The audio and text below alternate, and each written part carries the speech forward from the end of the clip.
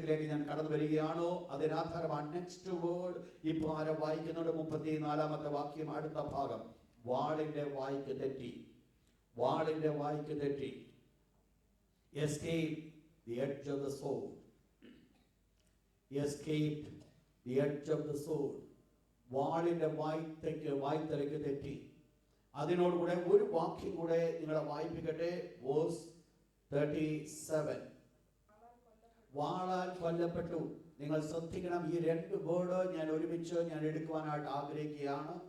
ഈ കഴിഞ്ഞ ദിവസങ്ങളൊക്കെ നമ്മൾ ചിന്തിച്ചു വന്ന ഒരു വിഷയം എന്ന് പറയുന്നത്, വിശ്വാസം എന്നത് ഒരു പോസിറ്റീവായിരിക്കുന്ന ക്രിയേറ്റീവായിരിക്കുന്ന ഒരു പ്രവർത്തനത്തെ വെളിപ്പെടുത്തുന്നതായിട്ടാണ് നമ്മൾ കണ്ടുകൊണ്ടേയിരുന്നത്. ഹാബേലിന്റെ വിശ്വാസം എന്ത് ചെയ്തു? ഹാബേലിന്റെ വിശ്വാസം ഹാബേലിനെ രക്ഷിക്കുവാനായിട്ട് കാരണമായി തീർന്നു. അതോടൊപ്പം തന്നെ നമുക്കറിയാം ഹാനോക്കിന്റെ വിശ്വാസം എന്ത് ചെയ്തു? എല്ലാവരും മരിച്ചു മാറ്റപ്പെട്ടപ്പോൾ ഹാനോക്ക് ഉടലോടുകൂടെ സ്വർഗ്ഗത്തിലേക്ക് എടുക്കപ്പെടുവാൻ കാരണമായി തീർന്നു. മോശയുടെ വിശ്വാസം എന്ത് ചെയ്തു? അസാധാരണമായിരിക്കുന്ന പ്രവൃത്തി മോശയിൽ കൂടെ വെളിപ്പെടുത്തി. അബ്രഹാമിന്റെ വിശ്വാസം എന്ത് ചെയ്തു? അബ്രഹാമിന്റെ ബലഹീനതയിൽ ബലമായി തീർന്നു. എല്ലാം വളരെ പോസിറ്റീവായിരിക്കുന്ന കാര്യങ്ങളാണ് നടന്നുകൊണ്ടേയിരുന്നത്.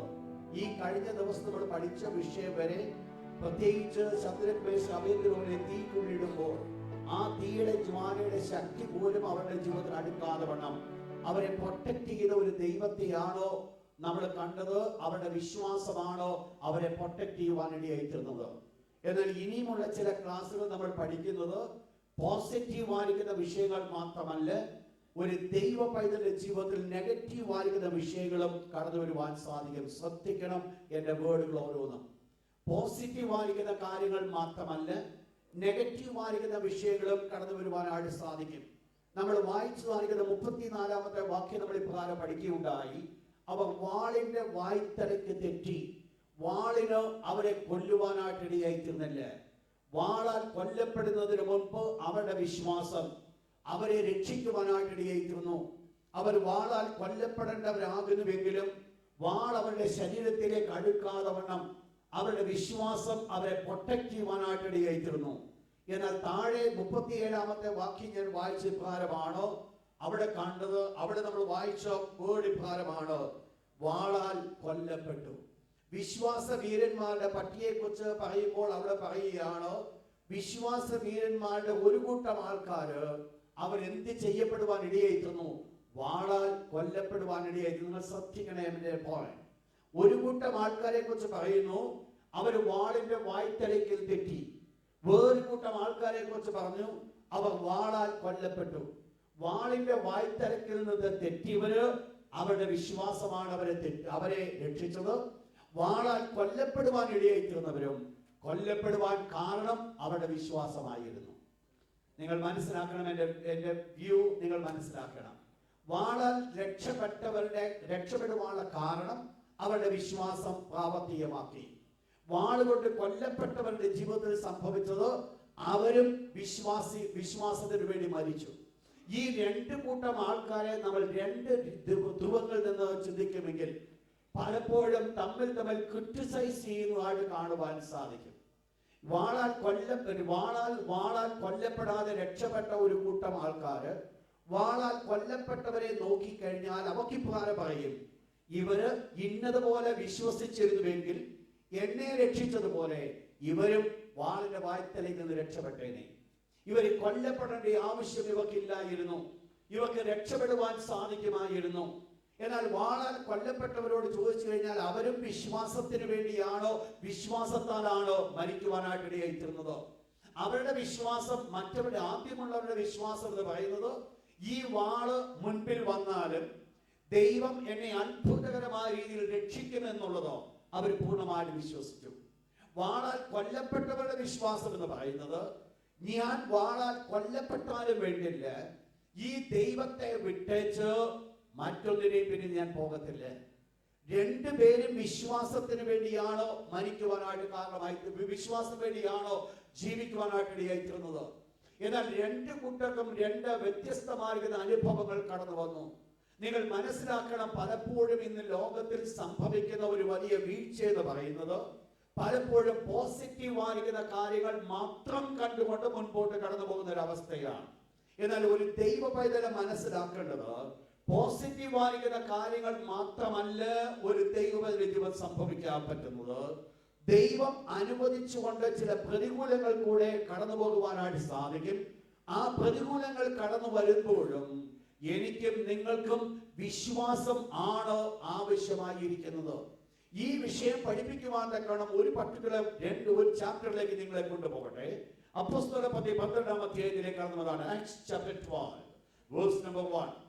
ആ കാലത്ത് സഭ ഉപദ്രവകാലത്തിൽ കൂടെ കടന്നു പോകുമ്പോൾ, അല്ലെങ്കിൽ സഭ ആദ്യ കാലങ്ങളിലെ അപ്പോസ്തോലിക കാലത്തിലെ പീഡനങ്ങൾ കൂടെ കടന്നു പോകുന്ന സമയത്തെ കുറിച്ച് ഇവിടെ പറയുന്നു. എന്നിട്ട് വായിച്ചെടുത്താളെ,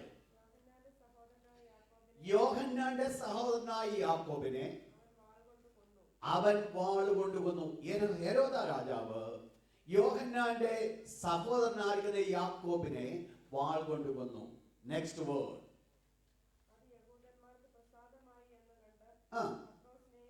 പത്രോസിനെയും പിടിച്ചു. നിങ്ങൾക്കറിയാം പത്രോസിനെ എന്തിനു വേണ്ടിയാ പിടിച്ചത്? ഇതുപോലെ തന്നെ വാളുകൊണ്ട് കൊല്ലാൻ. ആരെ മുന്നമേ കൊന്നു? യാക്കോബിനെ കൊല്ലുവാനിടയായിരുന്നു. നിങ്ങൾക്കറിയാം കർത്താവായ യേശു ക്രിസ്തു വളരെ അടുത്ത് ബന്ധപ്പെട്ട 12 ശിഷ്യന്മാരിൽ 3 പേരായിരുന്നു യാക്കോബും യോഹന്നാനും പത്രോസും. ഇവർ 3 പേരുമാണ് കർത്താവായ യേശുവിനോട് വളരെ അടുത്തുണ്ടായിരുന്നത്. യേശു ക്രിസ്തു മറുരൂപമായി രൂപാന്തരപ്പെട്ട സമയത്തും യേശു ക്രിസ്തുവിന്റെ കഷ്ടാനുഭവത്തെ കുറിച്ച് യേശു വെളിപ്പെടുത്തുവാൻ ഇടയായിത്തീർന്ന സമയത്തും ഇവരാണ് കർത്താവായ യേശുവിനോട് കൂടെ ആയിരുന്നത്. ഏത് സമയത്തും യേശുവിനോട് കൂടെ ആയിരുന്ന 3 പേരിൽ 2 പേരെ കുറിച്ചാണ് ഇവിടെ ദൈവത്തിന്റെ ദാസൻ പറയുന്നത്. അതിൽ ഒരാളെ വാൾ കൊണ്ട് കൊന്നു, മറ്റൊരാളെ വാൾ കൊണ്ട് കൊല്ലുവാനായിട്ട് രാജാവ് പിടിച്ചു. പക്ഷെ താഴെ നടന്ന സംഭവം നമുക്കറിയാം. എന്ത് സംഭവിച്ചില്ല? അവരെ പത്രോസിനെ ഹെരോദാവിന്റെ ആഗ്രഹത്തിനനുസരണമായിട്ട് വാൾ കൊണ്ട് കൊല്ലുവാൻ സാധിച്ചില്ല. സ്വർഗ്ഗത്തിലെ ദൈവം തന്റെ ദൂതനെ അയച്ചുകൊണ്ട് പത്രോസിനെ കാരാഗൃഹത്തിൽ നിന്ന് വെളിയിൽ കൊണ്ടുവന്ന് ദൈവം തന്നെ കുറിച്ച് ആഗ്രഹിച്ച ശുശ്രൂഷയിലേക്ക് വീണ്ടും മുൻപോട്ട് കൊണ്ടുപോയി. നിങ്ങളൊന്ന് ചിന്തിക്ക്, ദൈവം പാർഷ്യാലിറ്റിയുടെ ദൈവം. പത്രോസിനു വേണ്ടി ചെയ്തത് എന്തുകൊണ്ട് ദൈവം യാക്കോബിന് വേണ്ടി ചെയ്തില്ല? നിങ്ങൾ മനസ്സിലാക്കണം, ഒരു ചോദ്യം നിങ്ങൾ മനസ്സിലാക്കണം. 2 പേരും നിന്നത് വിശ്വാസത്തിന് വേണ്ടി. 2 പേരും ദൈവത്തിന് വളരെ പ്രയോജനമായിരുന്നു. കർത്താവായ യേശുവിനോടുകൂടെ വളരെ അടുത്ത ബന്ധമുണ്ടായിരുന്ന 2 പേര്. പക്ഷെ 2 പേർക്കും സംഭവിച്ചതായിരിക്കുന്ന വിഷയം ഒന്ന്.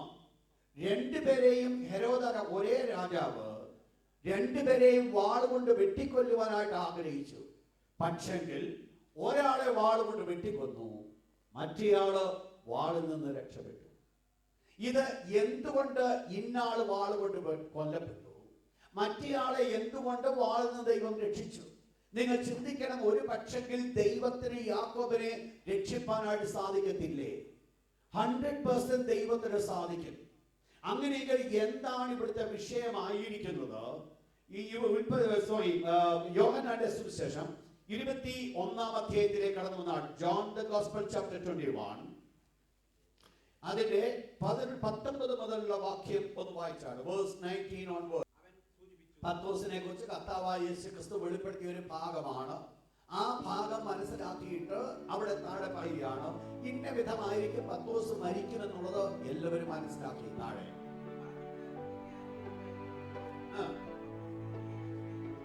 പത്രോസിന് ഒരു ആഗ്രഹം തോന്നി. കർത്താവായ യേശു ക്രിസ്തു സ്നേഹിച്ച ശിഷ്യൻ അടുത്ത് നിൽക്കുന്നത് കണ്ടപ്പോ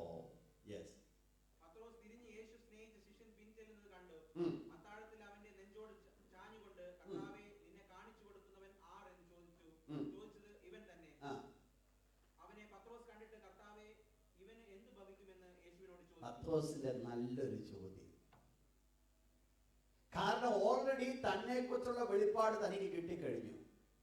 തന്നെ കുറിച്ച് ദൈവം വെളിപ്പെടുത്തി, നീ നല്ല രീതിയിൽ ഒരു കഷ്ടാനുഭവത്തിൽ കൂടെ ഒരു മരണമായിരിക്കും നിനക്ക് സംഭവിക്കാൻ പോകുന്നത്. ആ മരണം നിനക്ക് സംഭവിക്കുമ്പോൾ ആ മരണത്തിൽ കൂടെ നീ എന്നെ മഹത്വപ്പെടുത്തും. ശ്രദ്ധിക്കണം എന്റെ പത്രോസിന്റെ ജീവിതത്തിൽ ഇത്രമാത്രം ധാരണമായി. നിങ്ങൾക്കറിയാം, പത്രോസിന്റെ മരണം എന്ന് പറയുന്നത് പത്രോസിനെയും ക്രൂശിൽ തറച്ചു കൊല്ലുവാനായിട്ട് ആഗ്രഹിച്ചുവെങ്കിലും പത്രോസ് ഒരു കാര്യം അന്ന് ന്യായാധിപനോട് ഇപ്രകാരം പറഞ്ഞു: എന്റെ അരുമനാഥനാകുന്ന യേശു ക്രൂശിൽ കിടന്നപോലെ അതേപോലെ കിടക്കുവാൻ എനിക്ക് യോഗ്യതയില്ല. അതുകൊണ്ട് ഒന്ന് ചെയ്യണം, എന്റെ തല മുകളിലും കാലുകൾ മുകളിലും തല താഴെയുമായിട്ട് തിരിച്ച് എന്നെ ഒന്ന് ക്രൂശിക്കണം. ആ രീതിയിലാണ് അദ്ദേഹം മരിക്കുവാനായിട്ട് ഇടയായിത്തീർന്നത്. പക്ഷേ മരിക്കുവാൻ ഇടയായിത്തീർന്നതിനെ കുറിച്ച് കർത്താവായ യേശുക്രിസ്തു വെളിപ്പെടുത്തിയപ്പോൾ പത്രോസ് മനസ്സിലാക്കി, ഈ രീതിയിൽ ഞാൻ മരിക്കുമ്പോൾ ഈ മരണം കൊണ്ട് ദൈവത്തിന്റെ നാമമാണ് മഹത്വപ്പെടുവാൻ പോകുന്നത്. ശ്രദ്ധിക്കണം, വേർഡ് മരണം കൊണ്ട്, ഈ രീതിയിലുള്ള എന്റെ മരണം കൊണ്ട് ദൈവത്തിന്റെ നാമമായിരിക്കും മഹത്വപ്പെടുവാൻ പോകുന്നത്. ഈ രീതിയിലുള്ള മരണം എന്ന് പറയുന്നത് ലോകം നോക്കുമ്പോൾ ലോകത്തിന്റെ അധികാരികളുടെ ശക്തിയാണ് അത് വെളിപ്പെടുത്തുന്നത് എങ്കിൽ പത്രോസിന്റെ ജീവിതത്തിൽ ലോകത്തിന്റെ അധികാരിയുടെ ശക്തി അല്ല വെളിപ്പെടുന്നത്. ആ മരണം കൊണ്ട് ദൈവത്തിന്റെ മഹത്വമാണ് വെളിപ്പെടുവാൻ ഇടയായിത്തീരുന്നത്. ദൈവത്തിന്റെ നാമമാണോ അതിൽ കൂടെ മഹത്വം എടുക്കുന്നത്. അപ്പോൾ വിഷയം ഒന്നായിരിക്കെ ഇത് പത്രോസ് ഈ വിഷയങ്ങൾ മനസ്സിലാക്കിയപ്പോൾ സ്വാഭാവികമായിട്ട് തന്റെ മനസ്സിൽ വന്ന ഒരു ചിന്തയാണ്, തന്നെ പോലെ തന്നെ കർത്താവായ യേശുക്രിസ്തു സ്നേഹിച്ച ഒരു വ്യക്തിയുണ്ട്. എന്റെ അവസ്ഥ ഇതാകുന്നുവെങ്കിൽ എന്നെക്കാൾ ഒരു അല്പം കൂടെ സ്നേഹിച്ച വ്യക്തിയുടെ അവസ്ഥ എന്താകും എന്ന് പത്രോസ് അറിയാനുള്ള ഒരു ആഗ്രഹം. പത്രോസിനോട് കർത്താവായ യേശുക്രിസ്തു തിരിച്ചൊരു മറുപടി പറഞ്ഞു: അവൻ ഇങ്ങനെ ഇരിക്കണമെന്നാണ് എന്റെ ആഗ്രഹമെങ്കിൽ നീ എന്തിനായി നിങ്ങൾ മനസ്സിലാക്കണം. അതുകൊണ്ട് പത്രോസിന്റെ കൺമുമ്പിൽ ഒരു കൺസെപ്റ്റ് വന്നു. ഈ യോഹന്നാൻ മരിക്കയിൽ നിന്നൊരു കൺസെപ്റ്റ് വന്നു. യോഹന്നാൻ മരിക്കയിൽ നല്ല അവിടെ വെളിപ്പെടുത്തിയത്, യോഹന്നാൻ മരിക്കും, പക്ഷെങ്കിൽ ആ മരണത്തെ കർത്താവായ യേശു പത്രോസിന് വെളിപ്പെടുത്തുവാൻ ആഗ്രഹിക്കാതെ ദൈവത്തിന്റെ ഹിതമാണ് നിറവേറ്റപ്പെടുന്നത് മാത്രം മനസ്സിലാക്കുവാനാണോ ആഗ്രഹിച്ചത്? ശ്രദ്ധിക്കണം ഈ ഭാഗം. ഒരു കൂട്ടം ആൾക്കാർ രക്ഷപ്പെടുവാനായിട്ട് അതേ പ്രശ്നത്തിൽ രക്ഷപ്പെട്ടപ്പോൾ മറുകൂട്ടം ആൾക്കാർ അതേ പ്രശ്നത്തിൽ അത് വീഴ്ചയ്ക്ക് അല്ലെങ്കിൽ ബലഹീനതയ്ക്ക് കാരണമായി. വാസ്തവത്തിൽ എന്താണ് ഇവിടെ സംഭവിച്ചത്? ദൈവത്തിന്റെ ദാസനിപ്രകാരം പറയുകയാണ്, യാക്കോബിനെ വെട്ടിക്കൊന്നു, ഹെരോദാവ് വെട്ടിക്കൊന്നു. അത് യഹൂദന്മാർക്ക് പ്രസാദമായിരുന്നു. എന്നാൽ അതേ രീതിയിൽ പത്രോസിനെ പിടിച്ചു കൊല്ലുവാൻ തന്നോട് ആഗ്രഹിച്ചു. നിങ്ങൾ മനസ്സിലാക്കണം, ഇവിടെ പത്രോസിന്റെ വിശ്വാസം എന്നുള്ളത് എവിടെയാണ് വെളിപ്പെടുന്നത്? ഒരു രീതിയിൽ നമ്മൾ പഠിച്ചാൽ ഈ പർട്ടിക്കുലർ പോർഷൻ പ്രധാനമായിട്ട് സഭ ഒന്നടങ്കമായിട്ട് പ്രാർത്ഥിച്ചാൽ എന്തായിരിക്കും ഉത്തരം ലഭിക്കുന്നത് എന്നുള്ളതിന്റെ വ്യക്തമായിരിക്കുന്ന ദൃഷ്ടാന്തമാണോ ഈ സംഭവം വെളിപ്പെടുത്തുന്നത്. ഇവിടെ വിശ്വാസത്തിന്റെ ഒരു പ്രവൃത്തി ഉണ്ട്. ആ പ്രവൃത്തിയിലേക്ക് ഞാൻ കടന്നു വരുന്നുണ്ട്. എന്നാൽ അതിനേക്കാൾ ഉപരിയായിട്ട് ഒരു വ്യക്തിയുടെ പ്രശ്നത്തിന്മേൽ സഭ ഒന്നടങ്കമായി പ്രാർത്ഥിക്കുന്നുവെങ്കിൽ, സഭ ഒറ്റക്കെട്ടായിട്ട് നിൽക്കുന്നുവെങ്കിൽ, ഒരുമിച്ച് അവർക്ക് ദൈവത്തിന്റെ സന്നിധാനം നിർവഹിക്കുവാൻ സാധിക്കുമെങ്കിൽ, ഏക മനസ്സോടുകൂടെ ദൈവത്തോട് പ്രാർത്ഥിക്കുവാൻ സാധിക്കുമെങ്കിൽ എന്ത് നടക്കുവാൻ സാധിക്കും എന്നുള്ളതാണ് ഇവിടെ വെളിപ്പെടുന്നത്. നിങ്ങൾ മനസ്സിലാക്കണം, ഒരു രീതിയിൽ നമ്മൾ ചിന്തിച്ചാൽ ഇവിടെ കൂടിയിരുന്ന് പ്രാർത്ഥിക്കുന്നവർക്കും പത്രോസ് രക്ഷപ്പെടും എന്നുള്ള വിശ്വാസമില്ലായിരുന്നു. അവരെല്ലാവരും ആഗ്രഹിച്ചത് ദൈവമേ പത്രോസിനെ രക്ഷപ്പെടുത്തണമേ എന്നുള്ളതാണ്. അവരുടെ പ്രാർത്ഥന അങ്ങനെ തന്നെ മുൻപോട്ട് പോയത്. എന്നാൽ പത്രോസ് നേരെ അവരുടെ വീട്ടിന്റെ വാതിൽക്കൽ വന്ന് നിൽക്കുമ്പോൾ പത്രോസിന്റെ മുട്ട് കേട്ട് സ്വരം കേട്ട് ബാല്യക്കാരുടെ പത്രോസിനെ മനസ്സിലാക്കിയെങ്കിലും ഈ ബാക്കിയിരുന്ന് കൂടിയിരുന്ന് പ്രാർത്ഥിക്കുന്നവർക്കാർക്കും പത്രോസിനെ മനസ്സിലായില്ല. മനസ്സിലാകാഞ്ഞതിന്റെ കാരണം ഇത്ര പെട്ടെന്ന് ഇങ്ങനെ ഒരു മിറക്കിൾ നടക്കും എന്നുള്ളത് അവര് പോലും ചിന്തിച്ച വിഷയമല്ല. ചിന്തിക്കുന്നതിലും നനയ്ക്കുന്നതിലും അത്യന്തം പരമായി നമ്മിൽ വ്യാപരിക്കുന്ന ശക്തിയാൽ പ്രവർത്തിക്കുവാൻ കഴിവുള്ളവൻ. നമ്മൾ മനസ്സിലാക്കണം, നമ്മുടെ കഴിവിനനുസരിച്ചുള്ള ഒരു പ്രവൃത്തി അല്ല നമ്മിൽ കൂടെ വെളിപ്പെടുന്നത്.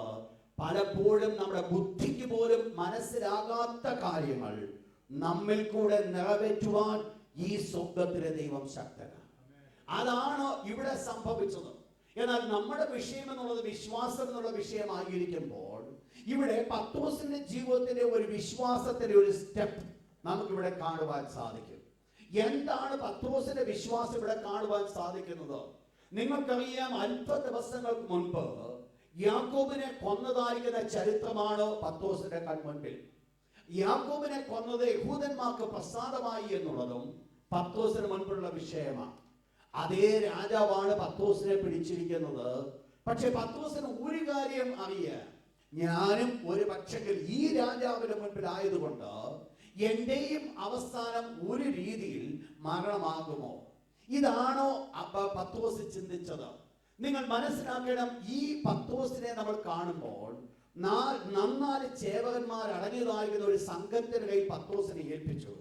പത്രോസിന്റെ കൈകൾ കാലുകൾ ബന്ധിച്ച് വിലങ്ങ് വെച്ചുകൊണ്ട് പത്രോസിനെ കൊണ്ട് കാരാഗ്രഹത്തിൽ ഇട്ടിരിക്കുമ്പോൾ നമ്മളിവിടെ കാണുന്ന ഒരു കാഴ്ച ഇതാണ്. ഈ രാജാവ്, ഹെരോദ രാജാവ് പത്രോസിനെ നിർത്തുവാൻ ആഗ്രഹിച്ച തലേ രാത്രി ഒരിക്കലും ഒരു രീതിയിലും സ്വസ്ഥത കിട്ടാത്ത ഒരു രാത്രി, ഒരു രീതിയിലും മനസമാധാനമില്ലാത്ത ഒരു രാത്രി, എങ്ങനെയെങ്കിലും നേരം വെളുപ്പിച്ചാൽ മതി എന്ന് ചിന്തിക്കുവാൻ സാധിക്കുന്ന ഒരു രാത്രി. കാരണം കഴിഞ്ഞ നാളുകളുടെ എക്സ്പീരിയൻസ് എന്ന് പറയുന്നത് ഹെരോദാവ് യാക്കോബിനെ കൊന്നതാണ്. ഇതാ തന്റെ മുൻപിൽ കാണുവാൻ സാധിക്കുന്നത്. അങ്ങനെയെങ്കിൽ ഇത് തന്നെയാണ് എൻ്റെ ജീവിതത്തിലെ അവസ്ഥ എന്നുള്ളത് രണ്ട് കാര്യങ്ങളിലാണ് വെളിപ്പെടുന്നത്. ഒന്ന്, ഹെരോദ രാജാവ് തന്നെയാണ് പത്രോസിനെ പിടിച്ചത്. രണ്ട്, യാക്കോബിനെ പിടിച്ചതിനേക്കാൾ ഒന്നുകൂടെ പോസിറ്റീവാണ് പത്രോസിനെ കൊല്ലുക എന്ന് പറയുന്നത്. കാരണം അന്ന് യാക്കോബിനെ പിടിക്കുമ്പോൾ യഹൂദന്മാരുടെ സപ്പോർട്ട് കിട്ടുമോ ഇല്ലയോ എന്നുള്ളത് സംശയമായിരുന്നു. യാക്കോബിനെ കൊന്നതിൽ കൂടെ ഒരു കാര്യം മനസ്സിലാക്കി, യഹൂദന്മാരുടെ സപ്പോർട്ടും ഈ രാജാവിന് കിട്ടുമെന്നുള്ളത്. അതുകൊണ്ട് ഏത് രീതിയിലും കൊല്ലപ്പെടുവാൻ യോഗ്യതയുള്ള ഒരു വ്യക്തി അപ്രകാരം കൊല്ലപ്പെടുന്നതിന്റെ തലേ രാത്രിയിൽ ഈ പുള്ളി ചെയ്ത ഒരു പ്രവൃത്തിയാണ് എന്നെ ചിന്തിപ്പിച്ചത്. അവിടെയാണ് ഞാൻ വിശ്വാസം വെളിപ്പെടുത്തുവാൻ പോകുന്നത്. എന്ത് ചെയ്തു? തന്റേതായിരിക്കുന്ന കൈകാലുകൾ ചങ്ങലയിലാകുന്നുവെങ്കിലും 4 ചേവകന്മാർ അടങ്ങിയതായിരിക്കുന്ന ഈ പടയാളികൾ തന്റെ ചുറ്റുപാട് നിന്നെങ്കിലും നാളെ രാവിലെ എന്നെ കൊല്ലുവാൻ തക്കവണ്ണമുള്ള ദിവസമാണ്, നാളത്തെ ദിവസം കൊണ്ട് എന്റെ ജീവിതം അവസാനിക്കുമെന്ന് പത്രോസ് ചിന്തിച്ചോ ഇല്ലയോ എന്നുള്ളത് പത്രോസിന്റെ പ്രവർത്തനത്തിൽ കൂടെ അറിയാം. നോക്കുമ്പോൾ കാണുന്നത് വളരെ ശാന്തനായിട്ട് ഈ ബന്ധനത്തില് കിടന്നുറങ്ങുന്ന ഒരു പത്രോസ്. എന്താ ഉറങ്ങാനുള്ള കാരണം? ഉറക്കമില്ലാത്ത രാത്രിയായിരിക്കണം പത്രോസേ നിന്റെ ജീവിതത്തിൽ ഉണ്ടാകേണ്ടത്. കാരണം നാളത്തെ ഒരു ദിവസം ചില മണിക്കൂറുകൾ മാത്രമേ ഉള്ളൂ ഈ ലോകത്ത് നിനക്ക് മാറ്റപ്പെടുവാൻ, നിനക്ക് സ്വസ്ഥത കിട്ടുവാനായിട്ട് വളരെ ബുദ്ധിമുട്ടുണ്ട്. പക്ഷെങ്കിൽ പത്രോസിനെ നമ്മൾ കാണുന്നത് ഇത്രയും വലിയ പ്രശ്നത്തിന്റെ നടുവിലും ഈ ഉറക്കമെന്ന് പറയുന്നത് ക്ഷീണം കൊണ്ട് വന്ന ഒരു കൊച്ചുറക്കമല്ല. കാരണം ഇവിടെ 1-2 സംഭവം നടന്നു. ഒരു ദൈവത്തിന്റെ ദൂതൻ അകത്തോട്ട് ചെന്നിട്ട് പത്രോസിനെ തട്ടി ഉണർത്തി. പുള്ളിയമ്മ ഉണർന്നിട്ട് പറഞ്ഞു, നീ വെളിയിലോട്ട് വരാൻ പറഞ്ഞു. 1-ാം വാതിലും 2-ാം വാതിലും ഒക്കെ കടന്നു പോകുമ്പോൾ പുള്ളി ചിന്തിക്കുന്നത് എന്തുവാന്നറിയാമോ? സ്ഥല പരിസരം പോലും പുള്ളിക്ക് ബോധമില്ല. എന്ന് പറഞ്ഞാൽ ഒരു രീതിയിൽ ഉറക്കത്തിന് നല്ല ഡീപ്പ് സ്ലീപ്പിന്റെ ഒക്കെ സമയത്ത് പുള്ളി രാത്രി ഇറങ്ങി നടക്കുക. എന്താ ഇവിടെ സംഭവിച്ചത് നിങ്ങൾ മനസ്സിലാക്കണം. പത്രോസിന്റെ ജീവിതത്തിൽ ഉണ്ടായിരുന്ന ഒരു അനുഭവം എന്ന് പറയുന്നത്, നാളെ രാവിലെ എന്റെ തല വെട്ടിയോ വെട്ടാതിരിക്കുകയോ അതല്ല എന്റെ മുമ്പിലുള്ള പ്രശ്നം. ദൈവം എന്റെ ഉള്ളിൽ എന്ത് തന്നിട്ടുണ്ട്? സമാധാനം തന്നിട്ടുണ്ട്. ദൈവം എന്റെ ഉള്ളിൽ ഒരു പീസ് ഓഫ് മൈൻഡ് തന്നിട്ടുണ്ട്. നിങ്ങൾ മനസ്സിലാക്കണം, പീസ് ഓഫ് മൈൻഡ് ഒരു വ്യക്തിക്ക് ലഭിക്കുക എന്ന് പറയുന്നത്, പ്രതികൂല സാഹചര്യങ്ങൾ ലഭിക്കണമെങ്കിൽ അവർക്ക് ഒരു കാര്യം ഉണ്ടായിരിക്കണം, ദൈവത്തിലുള്ള കോൺഫിഡൻസ് ഉണ്ടായിരിക്കണം, ദൈവത്തിലുള്ള വിശ്വാസം അവർക്കുണ്ടായിരിക്കണം. ദൈവത്തിൽ വിശ്വാസം ഇല്ലാതിരുന്നത് കൊണ്ട് ഒരു സമയത്ത് കർത്താവായ യേശുവിനോട് കൂടെ പടകിലായിരുന്ന പത്രോസ് മരിക്കുവാൻ തക്കവണ്ണം കർത്താവിനെ തട്ടി വിളിക്കുക, ഗുരു നിനക്ക് ഞങ്ങളെ കുറിച്ച് ചിന്തയില്ലയോ? ഞങ്ങളിതാ മരിക്കുവാൻ തുടങ്ങുന്നു. അപ്പോൾ ഈ പത്രോസിന് മരണവേദനയെ കുറിച്ച് നന്നായിട്ട് അറിയാൻ, അന്ന് സ്വസ്ഥതയില്ലാത്തതും തനിക്കറിയാൻ. പക്ഷെ ഇന്നത്തെ അവസ്ഥ തന്റെ ജീവിതത്തിൽ അതല്ല. താൻ വളരെ സുഖമായിട്ട് കിടക്കുക. എന്തുവാ നാളത്തെ ദിവസം എന്നുള്ളതല്ല. നാളെ തന്നെ രക്ഷിക്കുമോ ഇല്ലയോ എന്നുള്ളത് തനിക്ക് അറിയാമോ എന്നുള്ളതല്ല എൻ്റെ വിഷയം. പക്ഷെ എൻ്റെ വിഷയം ഇതായിരുന്നു, ഈ പ്രതികൂലങ്ങളുടെ നടുവിലും പത്രോസ് കിടന്നത് എൻ്റെ ദൈവത്തിന്റെ കയ്യിലാണ് ഞാൻ എന്നുള്ളത് പത്രോസ് മനസ്സിലാക്കി. മരണമല്ല ജീവനല്ല എന്തു വന്നാലും ദൈവത്തിന്റെ കയ്യിലാണ് ഞാൻ എന്നുള്ളതും ദൈവത്തിന്റെ കയ്യിലാണ് ഞാൻ ഉള്ളതുകൊണ്ട് തനിക്കൊന്ന് പറയുവാൻ സാധിക്കും. പൗലോസിനെ വിളിച്ചു ചോദിച്ചാൽ പൗലോസ് പറയുന്ന പോലെ പത്രോസിനും പറയുവാൻ സാധിക്കും, വിട്ടുപിരിഞ്ഞ് ക്രിസ്തുവിനോടുകൂടെ ആകുന്നത് എനിക്ക് ഏറ്റവും ഇഷ്ടമാണ്. വിട്ടുപിരിഞ്ഞാൽ ഈ ലോകം വിട്ട് മാറ്റപ്പെട്ട ഞാൻ യേശുവിന്റെ അടുക്കിലേക്കാണ് പോകുന്നത്. യേശുവിന്റെ സാന്നിധ്യത്തിലാണ് താൻ ആയിരിക്കുന്നത്. യേശു ക്രിസ്തുവിന്റെ മാർഗത്തിലാണ് താൻ ആകുവാൻ പോകുന്നത്. ഈ ശ്രേഷ്ഠമായിരിക്കുന്ന ഒരു ബന്ധമായിരിക്കും, അനുഭവമായിരിക്കണം പത്രോസിനെ കൊണ്ട് ഈ പ്രവൃത്തി ചെയ്യിപ്പിക്കുവാൻ കാരണമായി. വേദപുസ്തകം നമ്മൾ പഠിക്കുമ്പോൾ അനേക ഭക്തന്മാരെ വാളിൽ നിന്ന് ദൈവം വിടുവിച്ചിട്ടുണ്ട്. അവരെ ഒക്കെ വാളിൽ നിന്ന് വിടുവിക്കുവാനുള്ള കാരണമെന്ന് പറയുന്നത് ദൈവത്തിനുള്ള അവരുടെ ആശ്രയമായിരുന്നു വിടുവിക്കുവാൻ കാരണമായി തീർന്നത്.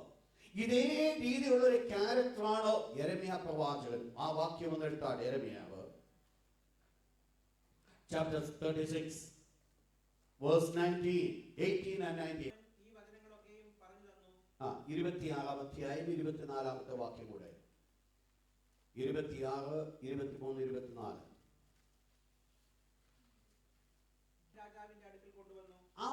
അവർ ഊരിയാവെന്ന് പ്രവാചകൻ. ഇവിടെ എന്താ വിഷയം? ഇസ്രായേൽ മക്കളുടെ ഒരവസാന സമയം, അവരില്ലെങ്കിൽ യഹൂദ രാജ്യത്തിന്റെ ഒരു അവസാന സമയത്തിലേക്ക് കടന്നു വരികയാണ്. പ്രത്യേകിച്ച് യെഹോയാക്കീം രാജാവ് ഭരിച്ചുകൊണ്ടിരിക്കുന്ന സമയം. രാജാവിന് വിരുദ്ധമായിട്ട് പ്രവാചകന്മാർ പ്രവചന ദൂത് കൊടുത്തപ്പോൾ രാജാവ് ഈ പ്രവാചകന്മാരെ ഇനി പിടിച്ചു. അതിൽ ഒരു പ്രവാചകനായിരുന്നു ഊരിയാവ്. ഊരിയാവിനെ പിടിച്ചിട്ട് എന്ത് സംഭവിച്ചു? വാക്യം 23 വാക്യം. അവനെ വാൾ കൊണ്ട് കൊന്നു. യെഹോയാക്കീം രാജാവ് ഊരിയാവെ വാൾ കൊണ്ട് കൊന്നു. അപ്പോൾ നിങ്ങൾ മനസ്സിലാക്കണം, ഒരേ സമയത്ത് ഒരേ രീതിയിൽ പ്രവർത്തിക്കുന്ന രണ്ടുപേരെയാണ് കാണിച്ചുകൊണ്ടിരിക്കുന്നത്. അതിന്റെ താഴത്തെ വാക്യം നോക്കി, രണ്ട് പ്രവാചകന്മാരാ, രണ്ടും ഒരേ രാജാവിന്റെ കയ്യിലാ ചെന്നത്. ആ രാജാവ് രണ്ടുപേരെയും ഒരുപോലെ ചെയ്യാൻ ആഗ്രഹിക്കുന്നു. പക്ഷെ സ്വപ്നത്തിലെ ദൈവം ഒരു പ്രവാചകനെ കൊല്ലുവാനായിട്ട് അനുവദിച്ചു. മറ്റേ പ്രവാചകൻ എന്ത് ചെയ്തു?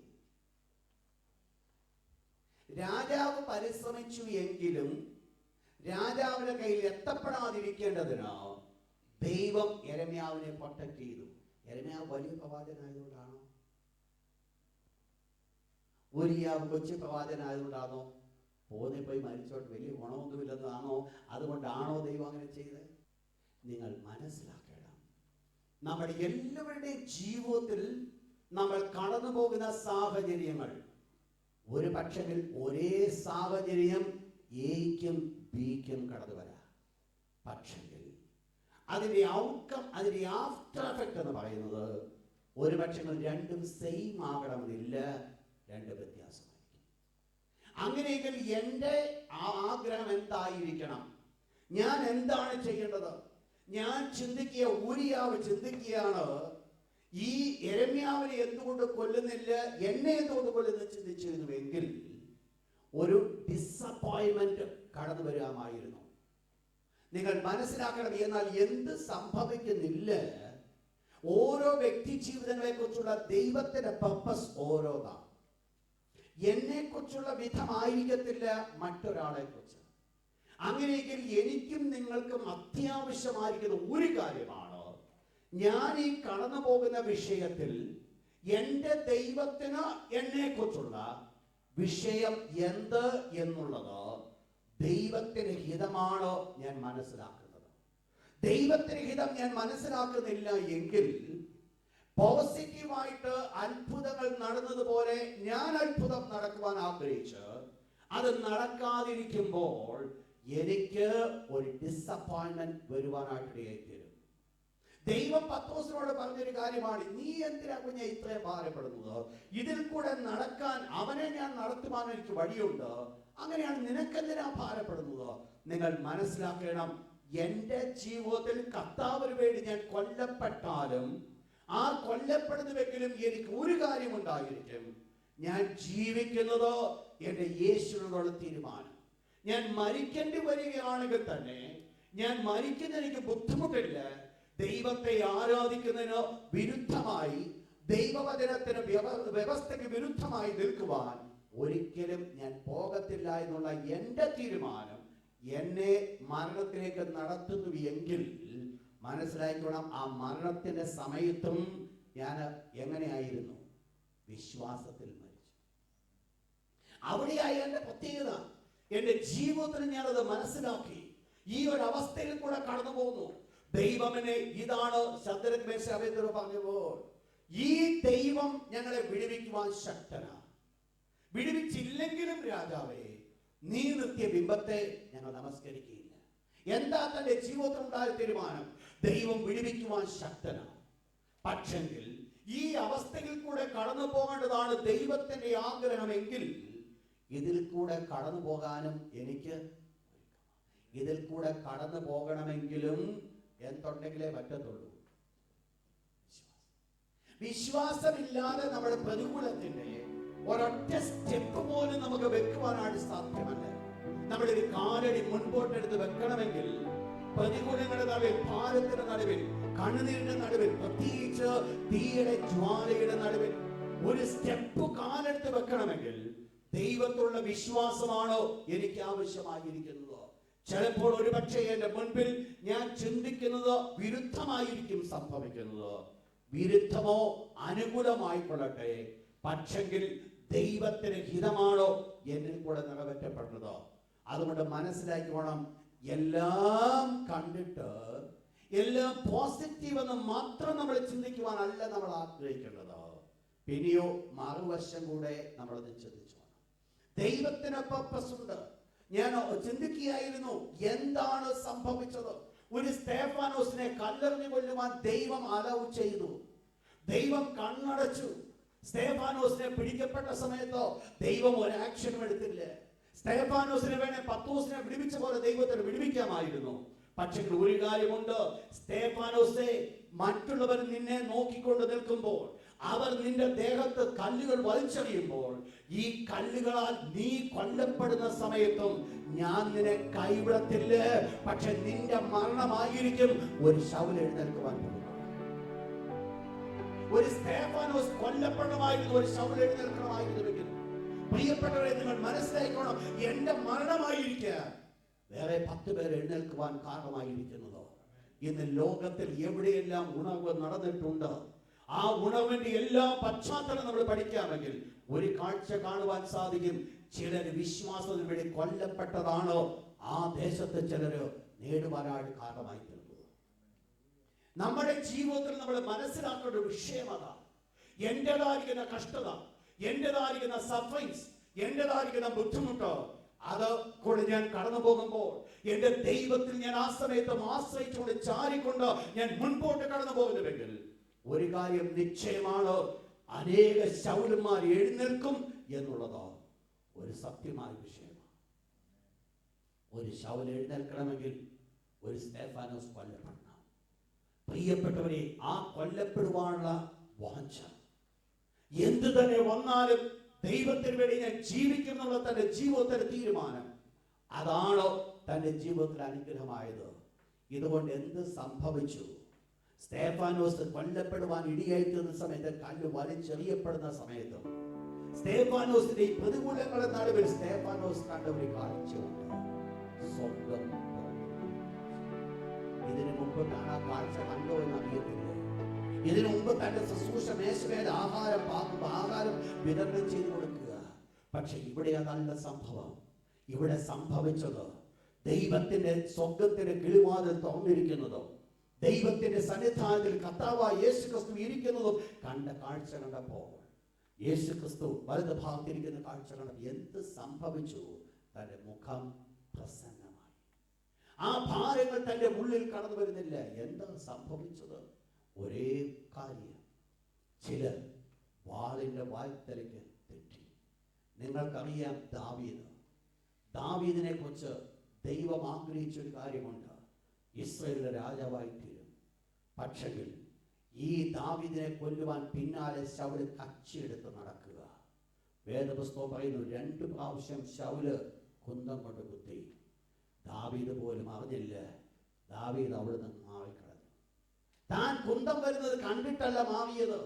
സ്വർഗത്തിലെ ദൈവം ദാവീദിനെ കുറിച്ച് പർപ്പസ് ഉണ്ടായിരുന്നപ്പോൾ അതിനകത്താണ് ദൈവം വിടുവിക്കുവാൻ കാരണമായി തീർന്നത്. അങ്ങനെയെങ്കിൽ എന്തുകൊണ്ട് പത്രോസ് വിടുവിക്കപ്പെട്ടു? എന്തുകൊണ്ട് യാക്കോബ് വിടുവിക്കപ്പെട്ടില്ല? പത്രോസ് വിടുവിക്കപ്പെടുവാനുള്ള കാരണം ഒന്ന് നമുക്ക് മനസ്സിലാക്കാൻ പറ്റും. ഓൾറെഡി ദൈവം പത്രോസിനെ വിളിച്ചു വേദനിച്ചപ്പോൾ ദൈവം ഒരു കാര്യം പറഞ്ഞു. കുഞ്ഞേ, ഞാൻ നിനക്ക് ഒന്ന് വെച്ചിട്ടുണ്ട്. ഞാൻ നിന്നെ കുറിച്ച് ആഗ്രഹിക്കുന്നത് ഇന്നത് നീ ചെയ്യുവാനാ. ഒരു അപ്പോസ്തലനായിട്ട് ഞാൻ നിന്നെ ആക്കി വെച്ചിരിക്കുമ്പോൾ ഞാൻ ഇന്നത് നിന്നിൽ കൂടെ ആഗ്രഹിക്കുന്നുണ്ട്. അതിന്റെ നിറവേറ്റപ്പെടൽ നടക്കുന്നത് വരെ ഒരു രാജാവിനും പത്രോസിന്റെ ശരീരത്തിൽ തൊടുവാൻ സാധ്യമല്ല. പത്രോസെ ഒരു പക്ഷെങ്കിൽ ആ രാജാവ് നിന്നെ കൊണ്ട് കാരാഗ്രഹത്തിൽ അടച്ചെന്നിരിക്കുക, നിന്നെ കൈകാലുകൾ ബന്ധിച്ചു വെച്ചെന്നിരിക്കുക. പക്ഷെങ്കിൽ ഒന്ന് മനസ്സിലാക്കണം, ദൈവം നിനക്ക് തന്ന നിന്നെ ഫലമേൽപ്പിച്ച മിനിസ്ട്രി നിന്നിൽ കൂടെ നിറവേറ്റപ്പെടുന്ന സമയം വരെ ഒരു രാജാവിനും നിന്നെ തൊടുവാൻ സാധ്യമല്ല. ശ്രദ്ധിക്കണമല്ലോ. ദൈവം നമ്മെ കുറിച്ച് ഒരു വേല ഫലമേൽപ്പിച്ചുവെങ്കിൽ, ദൈവം നമ്മെ കൊണ്ട് അത് ചെയ്യിച്ചുകൊണ്ടിരിക്കുന്നുവെങ്കിൽ, ഈ രാജ്യം മുഴുവൻ എതിർത്ത് നിന്നാലും എന്നെ കുറിച്ച് ദൈവത്തിന്റെ പർപ്പസ് എന്നിൽ കൂടെ നിറവേറ്റപ്പെട്ടിട്ടില്ല എങ്കിൽ, ഞാൻ ഓർപ്പിക്കട്ടെ, ഒരു സൈന്യം എന്റെ നേരെ പാളയം ഇറങ്ങിയാലും ഞാൻ ഭയപ്പെടുകയില്ല. എന്താ കാരണം? ഓൾറെഡി ദൈവം എന്നോട് കൽപ്പിച്ചിട്ടുണ്ട്. There is a ministry. ഒന്ന് ചിലത് ചെയ്ത് നിവർത്തിക്കുവാനായിട്ടുണ്ട്, ചിലത് നിങ്ങൾക്ക് ചെയ്യുവാനായിട്ടുണ്ട്. ആ ചെയ്യേണ്ടതായിരിക്കുന്ന പ്രവർത്തനങ്ങൾ എന്നിൽ കൂടെ നിറവേറ്റപ്പെടുന്ന കാലം വരെ ഞാൻ ദൈവത്തോട് വിശ്വസ്തനായിരിക്കുന്നുവെങ്കിൽ, അത് നിവർത്തിക്കുന്ന കാലം വരെ ഒരു കാലനും എന്റെ ജീവിതം എടുക്കുവാൻ പറ്റുന്നില്ല. എന്റെ ജീവിതം ഇരിക്കുന്നത് ഒരു കാലന്റെ കയ്യിലല്ല. എന്റെ ജീവിതം ഇരിക്കുന്നത് ഒരു വ്യക്തിയുടെ കയ്യിലല്ല. എന്റെ ജീവിതം ഇരിക്കുന്നത് ഒരു അറബാബിന്റെ കയ്യിലല്ല. എന്റെ ജീവിതം ഇരിക്കുന്നത് സ്വർഗത്തിലെ ദൈവത്തിന്റെ കയ്യിലാണ്. സ്വർഗത്തിലെ ദൈവം എന്നെ ആഗ്രഹിക്കുന്നത് എന്റെ ജീവിതത്തിൽ നിവർത്തിക്കുന്ന നാൾ വരെ എന്റെ ജീവിതത്തിൽ യാതൊന്നും സംഭവിക്കുകയില്ല. അങ്ങനെയെങ്കിൽ ഒരു കാര്യം എനിക്ക് ഉറപ്പുണ്ട്, ദൈവം എന്നെ കുറിച്ച് ഫലമേൽപ്പിച്ച വേല എന്നിൽ കൂടെ നിവർത്തിക്കപ്പെട്ടിട്ടില്ല. ഞാൻ ഇന്ന് അത് ചെയ്തുകൊണ്ടിരിക്കുകയാണോ, നിവർത്തിക്കപ്പെടാനുണ്ട് എന്നെനിക്ക് ബോധ്യമുണ്ടെങ്കിൽ ഒരു കാര്യം 100% എനിക്ക് വിശ്വസിക്കാൻ, ഇന്നത്തെ എൻ്റെ ഈ കഷ്ടതയിൽ നിന്നോ, കാരണമല്ല, ഇതുവരെ കംപ്ലീറ്റ് ആയില്ല. ആ കംപ്ലീറ്റ് ആകണമെന്നുള്ള ദൈവം എന്ത് കൽപ്പിച്ചുവോ അത് നമ്മുടെ ജീവിതത്തിലൂടെ നിറവേറ്റപ്പെടുന്ന ഒരു ദൈവമാണ്. നിങ്ങൾ മനസ്സിലാക്കണം, വേദപുസ്തകത്തിൽ അനുഗ്രഹിക്കപ്പെട്ട വാക്യമുണ്ട്. വെളിപ്പാട് പുസ്തകത്തിലേക്ക് കടന്നതാണ് റെവലേഷൻ, അതിന്റെ 11-ാം അധ്യായം, chapter 11, revelation chapter 11 verse 4 and 5, 4-5 വാക്യം. നിങ്ങൾക്കറിയാം ഇത് ആരെ കുറിച്ച് പറയുന്നു? കർത്താവ് ഈ ഭൂമിയിലേക്ക് അയക്കുവാൻ പോകുന്ന 2 പ്രവാചകന്മാർ. ഏത് സമയത്തെ കുറിച്ച് പറയുന്നു? കർത്താവായ യേശു സഭയെ ഇവിടെ എടുത്തതിനു ശേഷം, സഭ എടുത്തതിനു ശേഷം ലോകം ഉപദ്രവകാലത്തിൽ കൂടെ കടന്നു പോകുമ്പോൾ, ആ ഉപദ്രവകാലത്തിൽ എതിർക്രിസ്തുവിന്റെ ഭരണത്തിന്റെ സമയത്ത് ആ ആദ്യത്തെ 3 വർഷക്കാലം അതിന്റെ അവസാനത്തോടു കൂടെ ചേർന്ന് ദൈവം അയക്കുന്ന 2 പ്രവാചകന്മാർ. ഈ 2 പ്രവാചകന്മാരെ കുറിച്ചാണ് അവിടെ പറയുന്നത്. ഇവരെന്ത് ചെയ്തു? അവര് ദൈവം അവരെ കുറിച്ച് ഫലമേൽപ്പിച്ചു മാറിക്കുന്ന 1260 ദിവസം എന്ന് പറഞ്ഞാൽ 3.5 വർഷക്കാലം അവർ പ്രവചിക്കുവാൻ ഇടയായിത്തീർന്നു. അവരുടെ അധികാരം കൂടെ നോക്കിയാട്ട് അടുത്ത വാക്യം, ആരെങ്കിലും അവർക്ക് ദോഷം ചെയ്യുവാൻ ആഗ്രഹിച്ചാൽ, മനസ്സിലായോ? ഒരൊറ്റ വ്യക്തിക്ക് പോലും ഇവരുടെ മുമ്പിൽ നിൽക്കുവാൻ സാധ്യമല്ല. ഒരു വ്യക്തിക്ക് പോലും നിൽക്കുവാൻ സാധ്യമല്ല. ആരെങ്കിലും അവർക്ക് വിരോധമായിട്ട് എഴുന്നേൽക്കുന്നത്, കാര്യം ഹാലലുയ പറഞ്ഞാട്ട് ഒരിക്കൽ കൂടെ ശക്തിയോടെ, ഇവരുടെ മുൻപിൽ ഒരു വ്യക്തിക്ക് പോലും നിൽക്കുവാൻ സാധ്യമല്ല, ഇൻക്ലൂഡിംഗ് ആന്റി ക്രൈസ്റ്റ് ഉൾപ്പെടെ. ഒരു വ്യക്തിക്കും ഇവരുടെ മുമ്പിൽ നിൽക്കുവാൻ സാധ്യമല്ല. ആരെങ്കിലും ഇവരുടെ മുൻപിൽ നിൽക്കുന്നുവെങ്കിൽ, ഇവരെ എതിർക്കുന്നുവെങ്കിൽ, ഇവരുടെ നാവിൽ നിന്ന് തീ പുറപ്പെട്ട് ആ എതിർക്കുന്നവരെ ദഹിപ്പിച്ചു കളയും. അപ്പോൾ ഇവർക്ക് വലിയ അധികാരമുള്ളവരാ, പദവിയുള്ളവരാ. എന്നാൽ അതിന്റെ 7-ാമത്തെ വാക്യം, അവർ സാക്ഷ്യം തികച്ച ശേഷം ആരെ ജയിച്ചു എന്ന് കളയും? ആഴത്തുനിന്ന് കയറി വരുന്ന മൃഗം എന്ന് പറയുന്നത് ആന്റി ക്രൈസ്റ്റ്. അപ്പോൾ ആന്റി ക്രൈസ്റ്റ് ഈ 2 പ്രവാചകന്മാരോട് യുദ്ധം ചെയ്ത് അവരെ കൊന്നുകളയും. നിങ്ങൾ ചിന്തിക്കുക, പണ്ട് ഭയങ്കര ദൈവകൃപയായിരുന്നു. ഇപ്പോ അന്ന് വലിയ ദൈവകൃപ ഉണ്ടായിരുന്നോണ്ട് എന്ത് ചെയ്തതാ? വായിൽ കൂടെ തീ പുറപ്പെട്ട് എല്ലാവരും ദഹിച്ചു പോയി. കാലങ്ങൾ കഴിഞ്ഞപ്പോ എന്ത് നഷ്ടപ്പെട്ടു? ദൈവകൃപ പോയി. അതുകൊണ്ട് എന്ത് സംഭവിച്ചു? ഒരിക്കൽ താൻ എതിർക്കുവാനായിട്ട് കാരണമായി തീർന്ന വ്യക്തികൾ തന്നെ കൊല്ലുവാനായിട്ട് ഇടയായി തീർന്നു. സത്യമാണോ അത്? പിന്നീട് എന്താ സംഭവിച്ചേ? ഈ 2 പ്രവാചകന്മാരുടെ ദൈവകൃപ ചോർന്നു പോയതല്ല പ്രശ്നം. അവർക്ക് ആ ദൈവകൃപ ആ സമയത്തുമുണ്ട്. പക്ഷെ ഒരു കാര്യം സംഭവിച്ചു. എന്താ സംഭവിച്ചത്?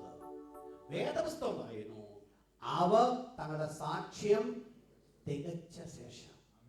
അപ്പോൾ അവരെ കുറിച്ച് ദൈവം ആഗ്രഹിച്ച മിനിസ്ട്രി തീർന്നപ്പോൾ, ആ മിനിസ്ട്രി ചെയ്തുകൊണ്ടിരിക്കുന്ന നാൾ വരെ, ആ മിനിസ്ട്രി ഫുൾഫിൽ ആകുന്നത് വരെ ഇവർക്ക് എന്തുണ്ട്?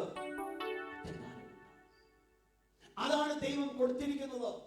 ഒരു വ്യക്തിക്കും അവരുടെ മുൻപിൽ നിൽക്കുവാൻ സാധ്യമല്ല, അവർക്ക് എതിർക്കുവാനായിട്ട് സാധിക്കും. എന്നാൽ അവരെ തങ്ങളുടെ സാക്ഷ്യം തികച്ചപ്പോൾ, തങ്ങളെ ഏൽപ്പിച്ച മിനിസ്ട്രി തികച്ച സമയത്ത് ആർക്ക് അധികാരം കിട്ടി? ആന്റി ക്രൈസ്റ്റിന്. എന്തിന്? കൊല്ലുവാൻ. ആ സമയത്ത് ഇവരുടെ നാവിൽ കൂടെ എന്ത് വെളിപ്പെട്ടില്ല? നിങ്ങൾ മനസ്സിലാക്കണം, കർത്താവായ യേശുക്രിസ്തു 3.5 വർഷക്കാലം ഈ ലോകത്തിൽ ആയിരുന്നിടത്തോളം സമയം യേശു ധൈര്യമായിട്ട് യഹൂദന്മാരുടെ മുൻപിൽ കടന്നിരുന്നു. ഒരു വ്യക്തി പോലും യേശുവിനെ പിടിച്ചില്ല. പക്ഷേ യേശുക്രിസ്തുവിനെ പിടിക്കുന്നതിന് മുമ്പ് യേശുക്രിസ്തു പ്രാർത്ഥിച്ച പ്രാർത്ഥനയിൽ യേശു ഇപ്രകാരം പറഞ്ഞു, പിതാവേ, നീ എനിക്ക് ചെയ്യുവാൻ തന്ന പ്രവൃത്തി ഞാൻ തികച്ചിരിക്കുന്നു. പ്രവൃത്തി തികച്ചു കഴിഞ്ഞപ്പോൾ യേശുവിനെ പിടിക്കുവാൻ വരെ ആ അധികാരം കിട്ടി ഒരു സാധാരണപ്പെട്ട ഒരു യഹൂദൻ. അതുവരെ എന്ത് പറ്റിയില്ല. ഈവൻ രാജാക്കന്മാർ നോക്കിയിട്ട് പോലും യേശുവിനെ പിടിക്കുവാൻ സാധ്യമായില്ല. പക്ഷെ ഇപ്പോൾ എന്തുകൊണ്ടാണ് സാധ്യമായത്? യേശുവിന്റെ പ്രവൃത്തി കംപ്ലീറ്റ് ആയി. യേശുവിന്റെ പ്രവൃത്തി തികച്ചു. നിങ്ങൾ മനസ്സിലാക്കണം, ഞാൻ ആ പോയിന്റ് കൊണ്ടുവരുന്നത്. ദൈവം നമ്മെക്കുറിച്ച് ഫലമേൽപ്പിച്ച പ്രവൃത്തി തികയ്ക്കുന്ന നാൾ വരെ ധൈര്യമായിട്ട് എനിക്ക് നിങ്ങൾക്ക് പറയുവാൻ സാധിക്കും, ഒരു മനുഷ്യനും എന്നെ തൊടുകയില്ല. അത് ഒരിക്കലും ഒരു പ്രശംസനായിട്ടല്ല, മത്സരത്തോടെ പറയുന്ന ഒരു വിഷയമല്ല. ഒരിക്കൽ പോലും ഒരു ദൈവ പൈതൽ മത്സര ബുദ്ധിയോടുകൂടെ അഥവാ അവരുടെ അഹങ്കാരത്തിൽ നിന്നോ ആ വേർഡ് പറയത്തില്ല. അവർക്ക് പറയുവാൻ സാധിക്കുന്നത് ഇങ്ങനെയുള്ളൂ, ഞാൻ അധ്വാനിക്കുന്നു, ഞാൻ ഫലമുണ്ടാക്കുന്നു, ദൈവം എന്നോടുകൂടെ. ഇന്ന് ഞാൻ ഇന്നടത്ത് പോയി ഇന്നത് ചെയ്ത് ഞാൻ മടങ്ങി വരും.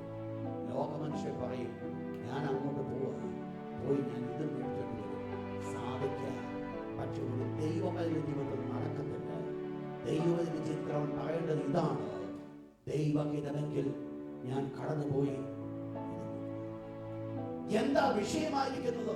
ഒരു ദൈവ പൈതലിന് സ്വയത്തിലല്ല അവൻ ആശ്രയിക്കുന്നത്, അവന്റെ സ്വന്തം ചിന്തയിലല്ല അവൻ ചാടുന്നത്. ഒരു ദൈവ പൈതൽ ആശ്രയിക്കുന്നത് ദൈവത്തിന്റെ കൃപയിലാണ്. ദൈവത്തിന്റെ കരങ്ങളിലാണോ ഞാൻ നിങ്ങളും ചാടുന്നത്? ദൈവത്തിന്റെ കരങ്ങളിലാണോ ഞാൻ നിങ്ങളും ആശ്രയിക്കുന്നത്? ദൈവം അതാണ് എക്സ്പെക്ട് ചെയ്യുന്നത്. അങ്ങനെയെങ്കിൽ എന്നെ ഫലമേൽപ്പിച്ച മിനിസ്ട്രി അവിടെ കിടക്കെ, ലോകത്തിൽ ആര് നോക്കിയാലും എന്നെ വെട്ടിക്കൊല്ലുവാൻ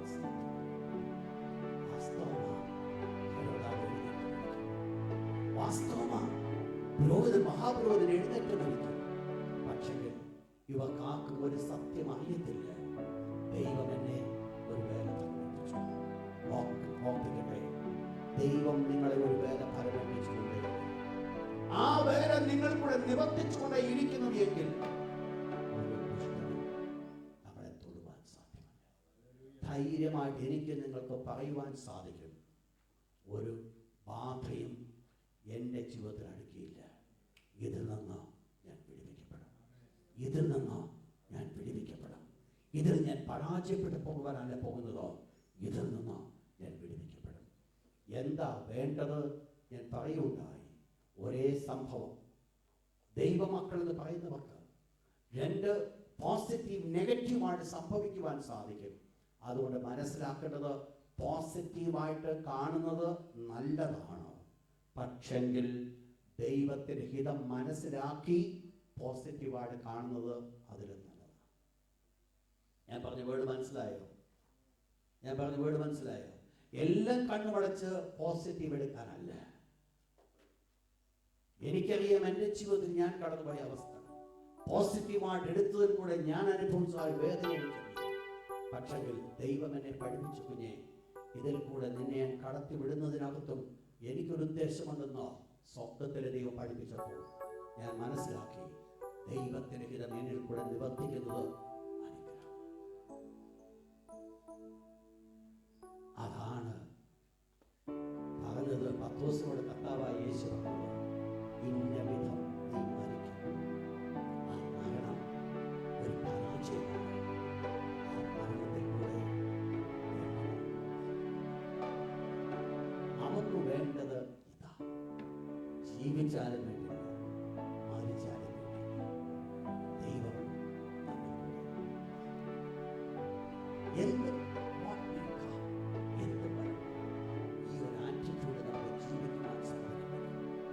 അനുഗ്രഹപ്പെട്ട രീതിയിൽ നമുക്ക് ജീവിതത്തെ മുൻപോട്ട് നയിക്കാം. നെക്സ്റ്റ് വിഷയത്തിൽ പെട്ടെന്ന് ഞാൻ കടന്നു വരട്ടെ. വായിച്ചതാണ്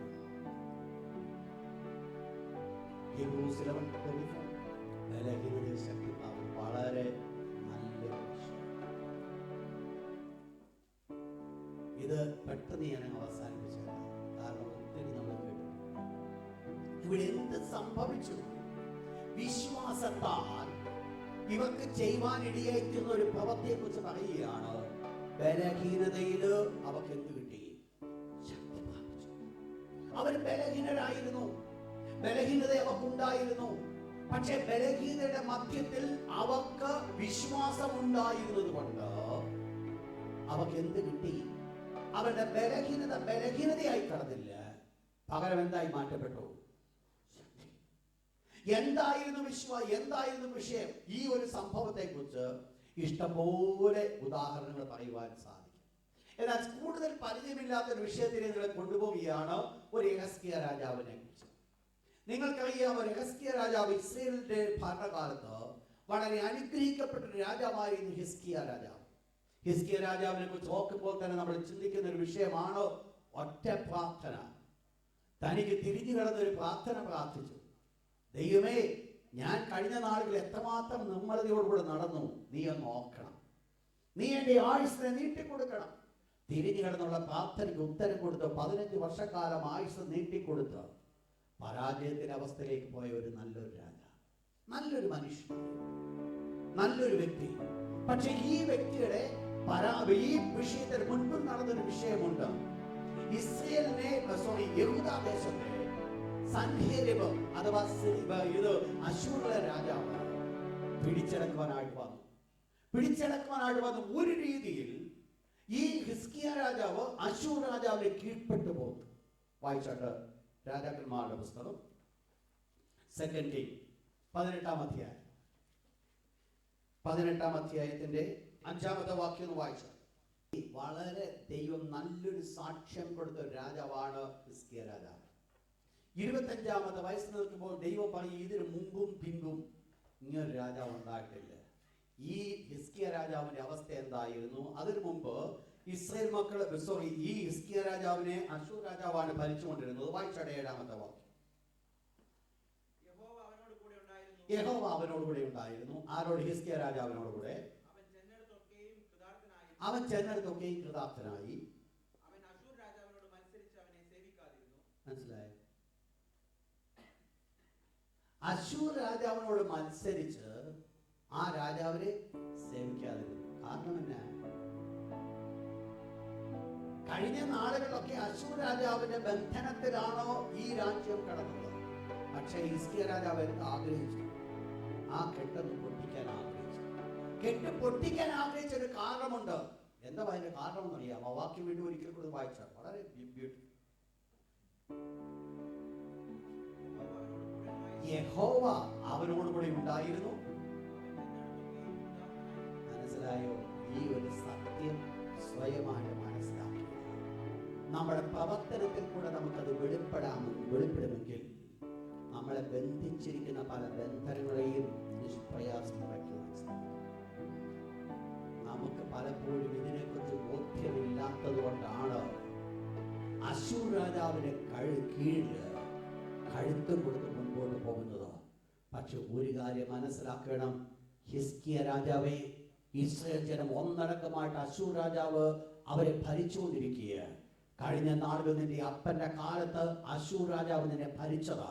പക്ഷെ ഒന്ന് നീ മനസ്സിലാക്കുക, ദൈവം നിന്നോടുകൂടി ഉണ്ടെങ്കിൽ, നീ ചെന്നിടത്തൊക്കെ കൃതാർത്ഥനായി തീരുന്നുവെങ്കിൽ, ഈ അശ്ശൂർ രാജാവിന്റെ കഴുത്തിലോ അവന്റെ നുഖത്തിനോ നീ കഴുത്ത് വെച്ച് കൊടുക്കേണ്ട യാതൊരു ആവശ്യമില്ല. ശ്രദ്ധിക്കണമെന്നോ, അശ്ശൂർ രാജാവിന്റെ നുഖത്തിന് നീ കഴുത്ത് വെച്ച് കൊടുക്കേണ്ട യാതൊരു ആവശ്യമില്ല.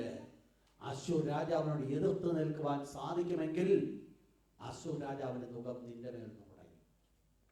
ആ വേർഡ് എന്ന് പറയുന്നത് ഈ മുഖം അവിടെ കിടന്നോട്ടെ എന്നല്ല. ദൈവം അവനോടുകൂടി ഉണ്ടായിരുന്നു.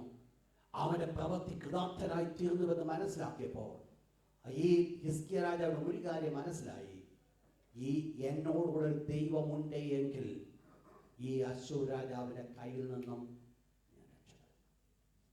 കഴിഞ്ഞ നാളുകളൊക്കെ എന്നെ അടിമപ്പെടുത്തുക, പക്ഷെങ്കിൽ എന്റെ വിഷയം അതല്ല, എനിക്ക് ജയിക്കുവാൻ കഴിയും. ഈ മത്സരം വന്നപ്പോൾ രാജാവ് എന്ത് ചെയ്തു? ഈ അശ്ശൂർ രാജാവ് ഇസ്രായേലുമായിട്ട് യഹൂദന്മാരുമായിട്ട് യുദ്ധം ചെയ്യുവാനായിട്ട് ആഗ്രഹിച്ചു. ഈ സമയത്ത് ഇസ്രായേൽ ദേശം രണ്ടായി, ഇസ്രായേൽ എന്നും യഹൂദ എന്നും. അപ്പോൾ ഈ രാജാവ് യഹൂദ രാജ്യത്തിന്റെ രാജാവ് യുദ്ധം ചെയ്യുവാൻ തുടങ്ങി. അശ്ശൂർ രാജാവ് ഒരു വലിയ സൈന്യത്തെ വിട്ട് യുദ്ധം ചെയ്യുവാനായിട്ട് പ്രേരിപ്പിച്ചു. അതിന്റെ പടയാളി വന്ന് ജനത്തിന് മുമ്പാകെ, ഈ ഇസ്രായേലിന്റെ യഹൂദയിലെ പടക്കളത്തിന് മുമ്പാകുന്നതോട് വാക്ക്, നിങ്ങളുടെ രാജാവിന് ശക്തി ഉണ്ടെങ്കിൽ ഞങ്ങൾ കുറച്ച് കുതിരകളെ തരാം, രഥങ്ങളെ തരാം, നിങ്ങൾ യുദ്ധത്തിൽ. ഇവർ വല്ലാതെ ഭാരപ്പെട്ടു. ഈ ഹിസ്കിയ രാജാവ് ഒരു കാര്യം ചെയ്തു, നേരെ ദൈവത്തിന്റെ ആലയത്തിലേക്ക് അങ്ങോട്ട് ചെന്ന് തന്റെ ദൈവത്തിന് മുൻപിൽ തന്റെ വിഷയങ്ങളെല്ലാം ഒന്ന് പ്രസ്താവിച്ചു. നിങ്ങൾ മനസ്സിലാക്കണം, ഒത്തിരി മറ്റുള്ളവർ ഭാരപ്പെടുന്നു. വളരെ അനുഗ്രഹമായി ദൈവ സാന്നിധ്യത്തിലേക്ക് കടന്നിരുന്ന ഉള്ള ഭാരങ്ങൾ മുഴുവൻ അവിടെയാണ് ദൈവത്തിന്റെ കരങ്ങൾ. ഞാൻ എപ്പോഴും ചിന്തിക്കുകയും പറയാറുമുണ്ട്, ഒരു പെണ്ണിനെ നീ ഹന്നെ ഉപദ്രവിച്ചില്ലായിരുന്നെങ്കിൽ ഹന്ന ഇപ്പോഴും മക്കളില്ലാത്തവരായിരുന്നു. പെണ്ണിനെ നീ ഉപദ്രവിച്ചതാണ് ഹന്ന ദൈവത്തിന്റെ ആലയത്തിലേക്ക് ചെന്നത്. അതുകൊണ്ടാണ് അവൾ തന്റെ ഹൃദയത്തിന്റെ ആഗ്രഹം ദൈവത്തോട് പറഞ്ഞത്. അവിടാണ് അവൾക്ക് ശമൂവേലിനെ കിട്ടിയത്. ഓർത്തോണേ, പ്രതികൂല ശക്തി ഉയരുമ്പോൾ ഒരിക്കലും ചിന്തിക്കരുത് എന്തുകൊണ്ട് എന്റെ ജീവിതത്തിൽ നിന്നോ. അതിന്റെ അർത്ഥം നേരെ ദൈവത്തിന്റെ ആലയത്തിലേക്ക് ചെല്ലുവാൻ, അഥവാ ദൈവ സാന്നിധ്യത്തിലേക്ക് കടന്നിയെന്ന് ദൈവ സാന്നിധ്യത്തിൽ മുട്ടുമടക്കിക്കൊണ്ട് എന്റെ വേദന ദൈവത്തോട് പറയുവാൻ ദൈവം ആഗ്രഹിക്കുന്നു. അതിനുവേണ്ടിയാണ് ഈ ഒരവസ്ഥയിലേക്ക് ദൈവം നടത്തുന്നത്. ഞാനൊരു വലിയ സത്യം പറയാം. ദൈവത്തിന്റെ തിരുവചന പറയുന്നു, ഹൃദയം തകർന്നവർക്ക് യഹോവ സമീപസ്ഥൻ. യഹോവ സമീപസ്ഥനായിരിക്കണമോ? ഹൃദയം തകർന്നെങ്കിലേ പറ്റുന്നു. ഹൃദയം തകരണമെങ്കിൽ എന്ത് ചെയ്തേ പറ്റത്തുള്ളൂ? അപ്പത്തും ഇപ്പത്തും 4 പേര് ഇടിക്കാതൊന്നും നടക്കത്തില്ല. ഭയങ്കര കഠിനഹൃദയരായിട്ടാണ് നടക്കുന്നത്. എന്ത് വന്നാലും എതിർക്കാവുന്ന രീതിയിലാണ് നടക്കുന്നത്. ഇവിടെയാണ് ദൈവം ഒരു പിടി പിടിച്ച് 4 ഇടി തരുമ്പോൾ ഒരു കാര്യം മുട്ടുകളെ മടക്കിക്കൊണ്ട് പറയും, എന്റെ ദൈവമേ സഹായിപ്പാൻ നീ അല്ലാതെ മറ്റാരും. എന്ത് സംഭവിച്ചു? ഹിസ്കിയാവ് നേരെ അങ്ങോട്ട് ചെന്നു ദൈവത്തിന്റെ സന്നിധാനത്തിൽ കാര്യങ്ങളൊക്കെ പറഞ്ഞു സ്വർഗത്തിലെ ദൈവം യെശയ്യാവിനെ അയച്ചിട്ട് കുഞ്ഞെ നീ ഭയപ്പെടണ്ട, ഇവൻ ഇനി നിന്റെ ദേശത്ത് അശ്ശൂർ രാജാവ് നിന്റെ ദേശത്ത് വരത്തില്ലെന്ന്. എന്ത് സംഭവിച്ചു? ഈ അശ്ശൂർ രാജാവിന്റെ സേനാധിപതി ഇത്രമാത്രം വലിയ വാതൊക്കെ കെട്ടിയിട്ട് ഇവരെന്ത് ചെയ്തു? നേരെ തിരിച്ച് അങ്ങോട്ട് പോയ വഴിയിൽ ഒരു കാര്യം സംഭവിച്ചു. സ്വർഗത്തിലെ ദൈവം ആ രാത്രിയിൽ ഒരു ദൂതനെ അങ്ങോട്ട് അയച്ചു. തട്ടി 1,85,000 അത്രയും പേരെ അന്ന് രാത്രി ദൈവത്തിന്റെ ദൂതൻ കൊന്നു. ആക്ക് നിങ്ങൾ മനസ്സിലാക്കണം, ആരാ? ദൈവത്തിന്റെ ദാസനായ ഹിസ്കിയാവ് ദൈവത്തിൽ വിശ്വസിച്ചുകൊണ്ട് പ്രവാചകന്റെ വാക്ക് കേട്ടുകൊണ്ട് ദൈവം ഇതാ ചെയ്യുവാൻ പോകുന്നത്, ഇനി അവൻ തിരിച്ചു വരത്തില്ല എന്നുള്ള ദൈവത്തിന്റെ വാക്ക് വിശ്വസിച്ചുകൊണ്ട് തന്റെ ബലഹീനതയുടെ നടുവിൽ താൻ ആയിരിക്കുമ്പോൾ സ്വർഗത്തിലെ ദൈവം ഹിസ്കിയാവേ നിന്റെ സൈന്യത്തിന്റെ ശക്തി കൊണ്ടല്ല ഇത് ചെയ്യുവാൻ ആഗ്രഹിച്ചത്. നിന്നെ ബലപ്പെടുത്തുന്ന ഒരു ദൈവമുണ്ട്, നിന്നെ സഹായിക്കുന്ന ഒരു കർത്താവുണ്ട്, അവനാണ് പ്രവർത്തിക്കുന്നത്. കൊന്നു 1,85,000. അവസാനം ഈ രാജാവ് ശേഷിച്ചു. നേരെ വീട്ടിലോട്ട് ചെന്നപ്പോ ഉണ്ടായിരുന്ന 2 മക്കളും കൂടെ പിടിച്ച അപ്പനെ. എന്താ കാരണം? ബലഹീനതയില്ല തികഞ്ഞു വരുന്ന ഹിസ്കിയാവേ നീ ബലഹീനനാണ്, പക്ഷേ നിന്റെ ബലഹീനത എന്നുള്ളത് ദൈവത്തിന് വിഷയമല്ല. അപ്പോസ്തലനായ പൗലോസ് ഇപ്രകാരം പറയുന്നു, ഞാൻ പ്രശംസിക്കുന്നത് എവിടെ? എന്തിനാ എന്റെ ദൈവത്തിന് മഹത്വം വെളിപ്പെടുന്നത് എന്ന് പറഞ്ഞാൽ ദൈവത്തിന്റെ മഹത്വം എന്റെ ബലഹീനത വെളിപ്പെടുന്നു പറയുമ്പോൾ ദൈവം എന്റെ ബലഹീനത ദൈവത്തിന്റെ കൃപയും കൂടെ കടന്നു വരുമ്പോൾ അതെന്തായി മാറ്റപ്പെടുക? അത് പിന്നീട് ബലഹീനമല്ല. പൗലോസിന്റെ ജഡത്തിനൊരു ശൂലമുണ്ടായിരുന്നു. ആ ശൂലത്തെ കുറിച്ച് പൗലോസ് പ്രാർത്ഥിച്ചപ്പോ ദൈവക്കാരൻ പറഞ്ഞു, എന്റെ കൃപ നിനക്ക് മതി, എന്റെ ശക്തി നിന്റെ ബലഹീനതയിൽ വരുന്നു. അപ്പൊ പൗലോസിന് ഈ ജഡത്തിന്റെ ശൂലം നിരന്തരം ഇരിക്കേണ്ട കാര്യങ്ങളൊന്നുമില്ല. ആ ജഡത്തിന്റെ ശൂലം ഇരിക്കുമ്പോൾ തന്നെ ഏത് പ്രാപിക്കുവാൻ സാധിക്കും? തികഞ്ഞു വരുന്ന ദൈവശക്തി. നിങ്ങൾ മനസ്സിലാക്കുക, തികഞ്ഞു വരുന്ന ദൈവശക്തി ഉണ്ടെങ്കിൽ ആ ശൂലമാണോ? ആണോ? എന്താ ഇപ്പൊ ഉള്ളത്? തികഞ്ഞു വരുന്ന ദൈവശക്തി, എന്റെ ബലഹീനതയിൽ എന്നെ തികയ്ക്കുന്ന ദൈവശക്തി. ആ ദൈവശക്തി എന്റെ മേൽ വ്യാപരിക്കുന്നു എങ്കിൽ ഞാൻ എന്റെ ബലഹീനതയല്ല. നിങ്ങൾ മനസ്സിലാക്കണം, ദൈവം നമ്മെ വിളിച്ചിരിക്കുന്നതും ദൈവം നമ്മളെ തെരഞ്ഞെടുത്തിരിക്കുന്നതും നമ്മെ കൊണ്ട് പറ്റുന്ന കാര്യം ചെയ്യിപ്പിക്കുവാനല്ല, പറ്റാത്ത കാര്യം ചെയ്യിപ്പിക്കാൻ. പറ്റുന്ന കാര്യം ചെയ്യിപ്പിക്കുവാനായിരുന്നുവെങ്കിൽ ദൈവത്തിന് ലോകത്തിലെ ജ്ഞാനികളെ തെരഞ്ഞെടുക്കാമായിരുന്നു. ദൈവം ജ്ഞാനികളെ വേണ്ടത് വെച്ച പോഷനെ തെരഞ്ഞെടുത്തതോ ലോകത്തിലെ ജ്ഞാനിയെ ലജ്ജിപ്പിക്കാനാകുന്നുവെങ്കിൽ നിന്നെ കൊണ്ട് ദൈവം ആഗ്രഹിക്കുന്നത് ജ്ഞാനിയേക്കാൾ ജ്ഞാനിയാക്കാനാ. ജ്ഞാനി നിന്റെ വാക്ക് കേൾക്കുമ്പോൾ അവൻ മനസ്സിലാക്കും ഇവൻ എവിടെ നിന്നോ ഈ ജ്ഞാനം. ഇതാണ് മുക്കുവന്മാരുടെ പ്രസംഗം കേട്ടപ്പോൾ അവർക്ക് തോന്നിയത്. അവർക്ക് മനസ്സിലായി ഇവൻ പഠിപ്പില്ലാത്തവരാ, ഇവർക്ക് വിദ്യാഭ്യാസമില്ല, ഇവന്റെ ജോലി മീൻപിടുത്തമാ. പക്ഷെ മീൻ പിടിക്കുന്നവരുടെ വാക്കുകളല്ല ഇപ്പോൾ അവരുടെ നാവിൽ കൂടെ വെളിപ്പെട്ടത്. അവരുടെ നാവിൽ കൂടെ വെളിപ്പെട്ടത് ജ്ഞാനത്തിന് വചനമാണ്. നിങ്ങൾ മനസ്സിലാക്കണം, ഒരു പക്ഷെങ്കിൽ ഞാൻ വിദ്യാഭ്യാസം ഇല്ലാത്തവനായിരിക്കാം. ഇന്ന് രാത്രി ഞാൻ വലിയ സത്യം നിങ്ങളോട് പറയാം. ഈ ലോകത്തിൽ ഏത് യൂണിവേഴ്സിറ്റിയെക്കാളും അനുഗ്രഹിക്കപ്പെട്ട ഒരു യൂണിവേഴ്സിറ്റിയാണോ ദൈവത്തിന്റെ വചനം എന്ന് പറയുന്നത്?